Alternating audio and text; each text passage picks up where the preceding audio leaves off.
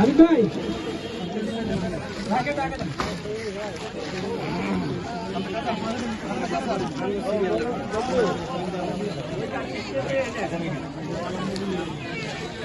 মানুষের পাশে দাঁড়ানো এটা আল্লাহর পক্ষ থেকে নির্দেশ।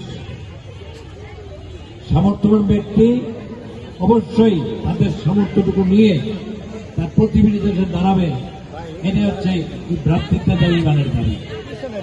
সামনে রমজান মাস, আপনার রমজানের রোজা রাখার জন্য তাগিদ দিয়েছেন। আল্লাহ রসুল বলছেন বিসমিল্লাহির রহমানির রহিম, মান সামা রমাদান ঈমানান ওয়া ইহতিসাবান গুফিরা লাহু মা তাকাব্বালা মিন যামবিহি। ঈমান এবং 100% জোড়া রোজা রাখবে, আল্লাহ তার সমস্ত গুনাহকে মাফ করে দেবে। সুতরাং আমাদের উচিত কষ্টের ভিতর দিয়ে রোজাটাকে রাখা, ফরজ রোজা ভঙ্গ না করা, আর আল্লাহর কাছে এই দোয়া করা আল্লাহ রাব্বুল আলামিন যেন সমাজে শান্তি, নিরাপত্তা এবং আমাদের সমৃদ্ধি দান করেন। আপনারা জানেন বাংলাদেশ জামাত ইসলামী আমাদের সমাজ কায়েমের জন্য সংগ্রাম করছে, কাজ করছে। বিগত দিনে আপনারা আমাদের সাথে ছিলেন, আশা করি সামনে আমাদের সাথে থাকবেন ইনশাআল্লাহ।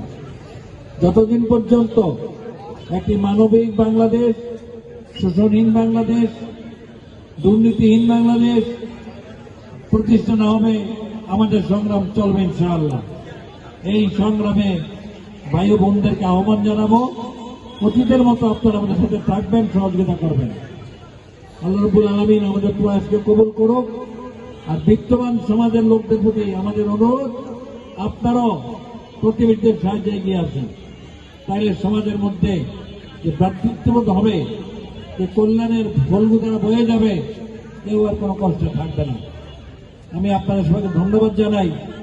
এই রৌদ্রের মধ্যে আপনারা প্রখরতার ভিতর দিয়ে এসে আমাদের সামান্য উপহার নেওয়ার জন্য দাঁড়িয়েছেন। আল্লাহ আপনাদের উত্তম দান করুন।